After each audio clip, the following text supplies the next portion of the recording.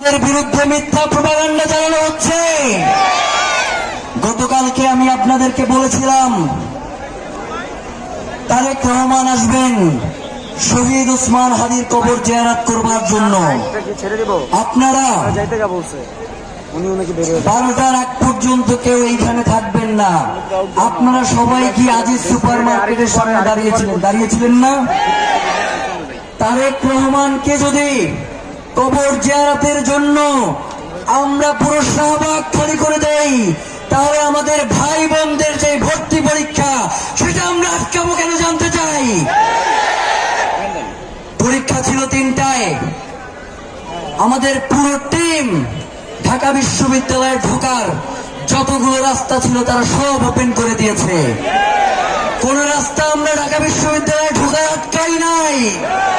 এরপরেও যারা আমাদের